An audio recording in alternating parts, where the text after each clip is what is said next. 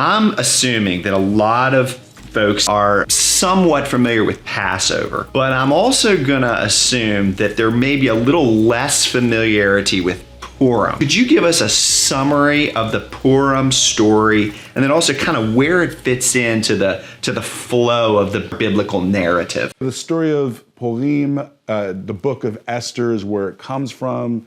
So significant. We know that the Jewish people are in exile. It began in the days of the prophet Jeremiah. The Jewish people go into Babylonian exile. The majority of Jews are still in exile at this time.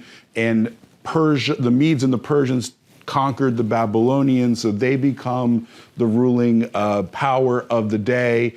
And that's who the king of the Book of Esther is, one of the Persians. Some say Ahasuerus in Hebrew is Xerxes the First. If that is the case, it would be between approximately 483 and 473 BC. It's a good time before Yeshua. Yeah, good time before hundreds of years before, yeah, 400 something, almost 500 years before Yeshua, which is an important point to be able to remember. And so, but just a quick summary of the Book of Esther, right? We know that Ahasuerus wants to begin his conquest of the world. He has this big drinking banquet. He calls his wife Vashti to come dance before them. He wants to put a little show on for his friends. She refuses to come and dance. Away with Vashti. Right. He goes off to war, comes back. He actually loses the war if it's Xerxes, comes back, and he wants to find another wife. And so he does a big beauty pageant search and ultimately chooses this woman by the name of Esther, who is Jewish, but she keeps her identity concealed. Her uncle is Mordecai, who is an official in the Persian Empire. He's one who sits in the gates. And there is a man by the name of Haman. Boo, Haman. He's the bad guy, or in Hebrew, We'll explain why we're booing later. All right, but yeah, there's a good reason. Haman or Haman, the bad guy. That Haman's a very, very bad man. He's the bad guy of the story. And Mordecai won't bow down to him like everybody else. And so as a result of that, he wants to destroy all the Jewish people. And we'll get into why he wants to destroy all the Jewish people. And ultimately, Mordecai uncovers a plot to kill the king. Nothing's done to honor him. Haman actually goes to the king and says, listen, there's a people in this empire that don't obey your laws. Give me permission to take care of them. And so Haman comes up with this plot to kill the Jewish people. Long story short, Mordecai goes to Esther, tells her about the situation. They fast and pray, and ultimately God uses them to overturn the decree and save the Jewish people, and we'll get more into the specifics of the story. Awesome. Yeah, we're going to dig into the details. Good summary. Now, I do have a question that I think some of our audience, especially that are just learning about the feast. You actually wrote a book, which I highly recommend, called Aligning with God's Appointed Times. You can find it on our website. It'll get deep into the holidays of the Bible. Very important book. But a lot in that book, you talk about an important chapter, Leviticus 23, where the holidays of the Bible are listed out one by one. But very importantly, some folks may be thinking, wait a second, Purim is not listed in Leviticus 23, but yet we're referring to it as an appointed time.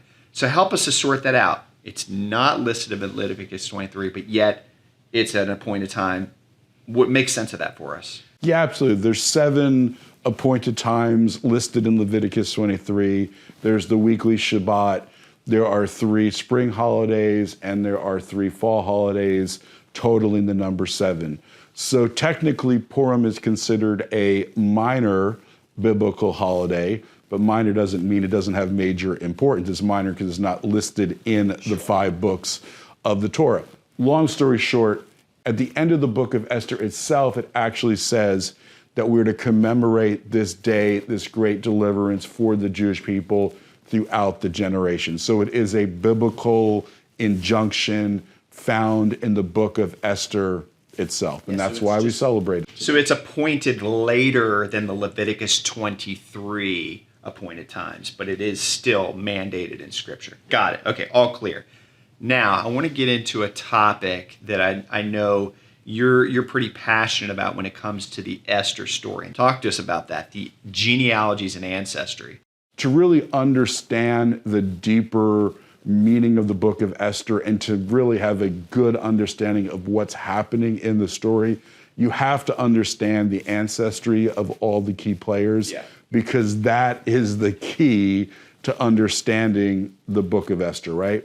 Because the first question is, why does Haman, or Haman in Hebrew, want to destroy the entire Jewish people, right? Because one guy, one dude. Right. I mean, it's like so disproportionate. Like, what's going on here? Like, Yeah, because one guy won't bow down. He's going to destroy the entire people. It doesn't seem to make any sense. Yeah. But it makes sense if you understand the book of Esther tells us Haman's ancestry. He was a descendant of Agag. He was an Agite who was a descendant of Amalek. And Amalek are the arch enemies of the Jewish people, the first nation to attack the Jewish people when we came out of Egypt was Amalek, okay? And God says he would forever be at war with Amalek. We're going to get deep into what Amalek represents in the later episode, but just understand that they were the first to attack. They attacked the weak and the stragglers. God is at war with the spirit of Amalek throughout the generations. His hand is against them. And actually, God tells King Saul to destroy all of the Amalekites, okay? And he doesn't. And because he spares the king of the Amalekites and a number of the women and some of their livestock, that was the last straw. God says, I'm taking kingship away from you, King Saul, because obedience is better than sacrifice. That famous line. Big moment. Big moment, right? Saul wasn't obedient. He lost the kingdom. That was the last straw. Okay?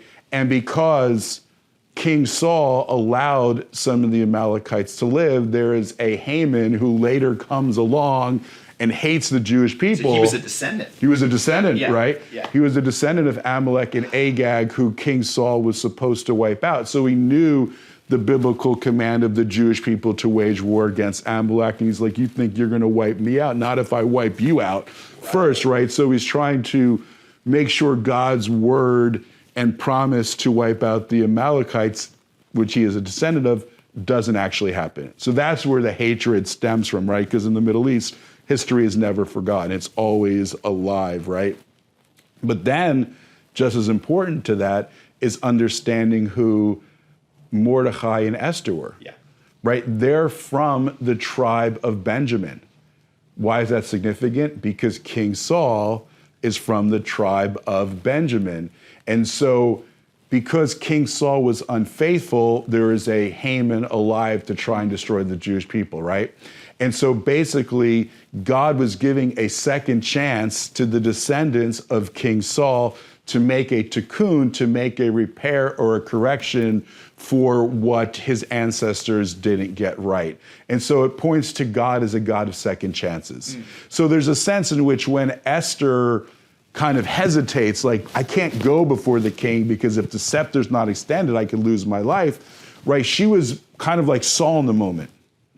Right? Was she going to not be obedient like Saul wasn't obedient and then lost his place? But she does obey. She does go before the king. God uses her to save the Jewish people. And that's a beautiful thing. Not only does it show God is the God of second chances, but where kingship was taken from the family of Saul and the tribe of Benjamin and given to the tribe of Judah and the descendants of David. So no descendants of King Saul or Benjamin would ever sit on the throne, but here is a descendant of King Saul, again, sitting on the throne. It's a Gentile throne, but she's ruling Jew and Gentile on the throne and brings salvation and deliverance for the Jewish people, which is, I think, so redemptive and so significant to all our lives, that God gives us the chance to get it right or make a correction sometimes for even what our ancestors didn't.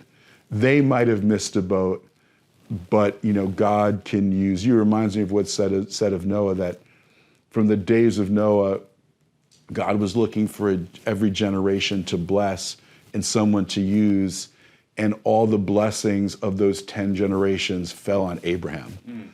So everything that the past generations missed out on, Abraham got.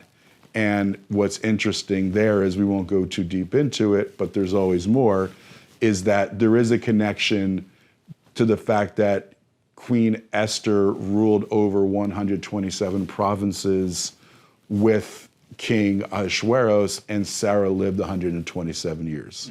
So what are some of the other big themes of Purim? Because there's so much, and you've already touched on the message of hope and so forth. But what are some of the other big themes? There's so many.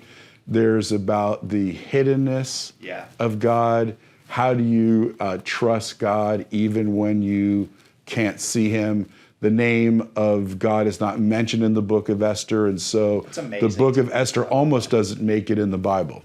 For that reason, right? You're saying the name of God, there's not one Elohim, Adonai, whatever it is. None of those are in the Book of Esther. No, God's name is not mentioned once in the Book of Esther. There's some veiled references to him that you could read into it, but no direct mention of God's name, which is actually, as we're going to see, is the whole point of the story.